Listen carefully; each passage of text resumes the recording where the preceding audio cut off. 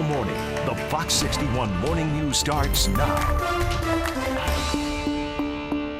And right now at 6 o'clock, one person died in a boat crash over the weekend, and this was not out in Long Island Sound. In fact, far from it. And the scandal with the former head of the WWE gets a bit bigger. The Wall Street Journal giving a better idea about hush money Vince McMahon handed out. Plus, stamps just got more expensive. We'll tell you by how much. Good Monday morning. Thanks so much for being with us. We hope you had a great weekend, and we're glad you're starting your new week off with us. I'm Erica Arias. And I'm Tim Lammers. We begin with breaking news out on the roads. Urban deadly crashes, one on I-291 in Manchester, right near the South Windsor border, and then another in Hartford at Fairfield Avenue and Zion Street. Yeah, we're looking at live pictures there alongside Lauren Zinzi. Lauren's in the CTDOT Traffic Center with the very latest on what's going on, how people can avoid that mess. Yeah, unfortunately, Tim and Erica, it's been a pretty devastating morning here out on the roads. Let's get you right out to the first crash of the morning. 291 eastbound is completely shut down as of right now due to a wrong-way pickup truck that smashed head-on into a tractor trailer. More information on that coming from Angela Bavaro in just a moment. There was some debris on the westbound side as well, but it's looking as though that has since cleared. Also happening in the capital city, a major roadway, a major morning commute roadway, Zion Street. There was a significant multi-car crash at that intersection of Zion Street and Fairfield Ave. We do see there are a couple of detours that you can take. Hillside Ave is a great way to get to New Britain Avenue. Also, Summit Street is another alternative to get to New Britain Avenue because we do know that Zion Street is a major roadway. So let's get back out to Manchester right now because there are this is going to significantly impact the morning commute. Fox 61's Angelo Bavaro is joining us live from the scene right now. Angelo, any new developments? The scene behind you in the last half hour was just devastating to look at. Yeah, good morning, Lauren. Definitely a devastating situation here along the highway. Now, since we last checked in, a lot of progress has been made with that cleanup effort. Take a look for yourself right here behind me. A lot of those emergency vehicles have left the scene. Still the tow truck out here, a few of these trucks as well. That other vehicle involved in this also pulled from the scene, but still active at this hour. And this side of the highway is still shut down. Again, this is 291 East in Manchester, just before exit 5. Crews, they have been out here for hours. South Windsor Fire says they responded just before midnight. So it has been a very long night for these crews. Now, a lot of this has been cleared, as I did just mention, but take a look because we do have some video showing what this looked like when we got on scene earlier this morning. You can see that tractor trailer blocking the highway with serious front end damage. And next to that, there was a severely torn up and mangled vehicle. Again, both have been removed from the scene at this point. South Windsor Fire says the driver of that tractor trailer, who was the only person in that vehicle, got out themselves with minor injuries. And the fire department also saying that the person that was found in that other vehicle, it was just one person, a pickup truck, they sadly died. South Windsor Fire also noting there was a large amount of debris across the highway and about 50 gallons of diesel leaking from the tractor trailer. The CT State Police Accident Reconstruction Unit, DEEP, Department of Transportation, and Environmental Services, Inc. were all called to the scene. Again, this was reported as a wrong-way crash. And as we come back out live to the scene, still closed, again, that eastbound portion of this highway just before exit 5, 291. So avoid this area if you are heading out this morning. Of course, we'll keep you updated as the cleanup continues and the road reopens. But for now, reporting live here in Manchester, South Windsor area, I'm Angelo Bavaro, Fox 61 News. Okay, Angelo, thank you for that update. We have another crash to talk about. This one not too far away in Hartford. Police said one person was found dead after a crash that happened right near Rocky Ridge Park. Yeah, Fox 61's Julia LeBlanc is joining us live from the area of Fairfield Ave and Zion Street. Julia, what's the latest there? Hi, good morning to you both. The scene here behind us pretty much speaks for itself, but I first want to start with what we have confirmed from the Hartford Police Department this morning. We talked to a spokesperson there, and they tell us that one person has died as a result of this crash, and at least 2 other people were injured. One person is in the hospital and is in stable condition, they tell us, and the other person is in critical condition. So 3 people at least total involved in this crash. And take a look at the damage here. You can see those 2 cars, one sitting right in the middle of the intersection, the other in the grass over there, just completely mutilated.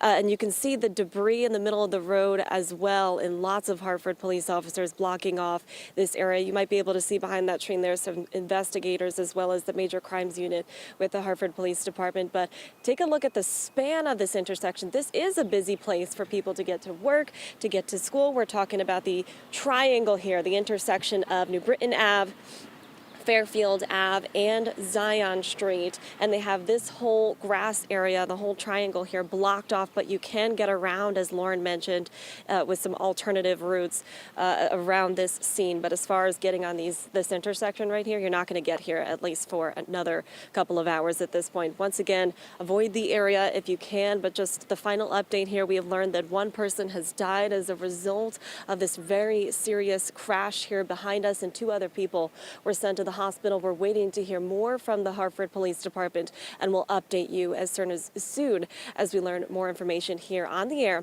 and on Fox61.com. For now, though, we are live in Hartford. Julia LeBlanc, Fox 61 News. Okay, Julia, thank you. We'll see if police give us an update soon. Okay, coming off maybe the best weather weekend of the year. So far, yeah. Mm-hmm. It was great out there, Matt. Good morning to you. Good morning to you. It sounds like from that opening line that you made the most of it. Which is Yes, absolutely. always good to hear. I'd hate for you to follow that up with, "Well, I was inside watching TV, binge, not." What's wrong with that? There's nothing wrong with that. Maybe yesterday we'd have looked at you a little funny. Weather's still feeling fine today, although we are turning up the heat.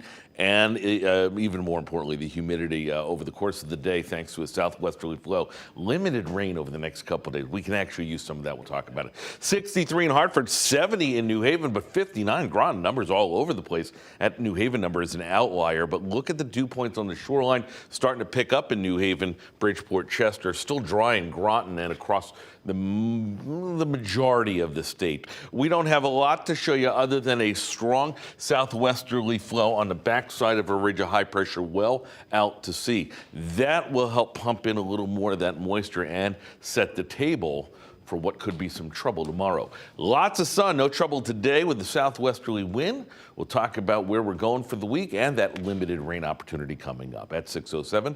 Let's go back to the news desk. Here's Erica. All right, Matt, thank you. Investigators are going to head to the scene of a boat crash in Portland where one person has died. It happened yesterday afternoon on the Connecticut River. Now, when crews arrived on the scene, they found several people in the water and along rocks near the Portland Fairgrounds.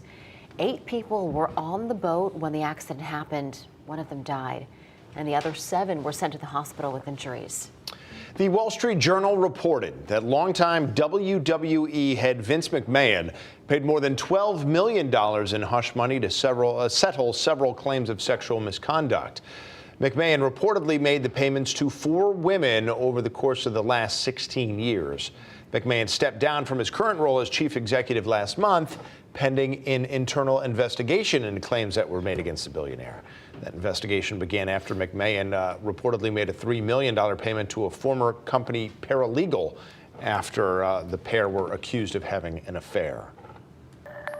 At least 15 people have been displaced after a house fire in New Haven. Firefighters rushed to the scene of a 2-alarm fire on Halleck Avenue on Saturday morning. Fire officials say the home is a total loss, and people living in homes on either side of the burned home have to leave as well until the home is demolished. No injuries were reported, though. One local auto repair shop trying to make sure you don't fall victim to catalytic converter theft. Midas of Bristol teamed up with Bristol's police department to host an Etch a Converter event, and you can see it happening right there. They spent the day etching people's vehicle identification numbers right onto the converters themselves. Having that VIN number there allows those recyclers to track which converter came off which vehicle. The state of Connecticut just passed a law that requires all of the, junkyard, and recyclers to record where they're getting their converters from. And, if applicable, record the VIN as well. So doing this, although it won't prevent someone, if they want your converter, they're going to get it, but it will certainly be a deterrent for them. And it'll be a lot easier to catch that person after the fact. So if you missed the latest Etch a Converter event, the Midas team in Bristol says you can call them up to schedule a time for you to come in. They'll be happy to take care of you.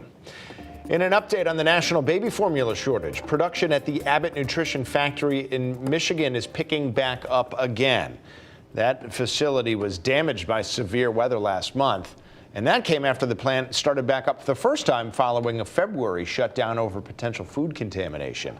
The FDA investigated 4 bacterial infections in which 2 babies died.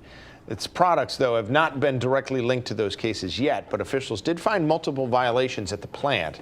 U.S. leaders have since eased import rules out of the country. Abbott produces about 90% of the formula in the U.S. All right, well, mailing a letter is going to cost you a little bit more starting today. The price of a Forever stamp is an extra 2 cents, 60 cents a stamp now.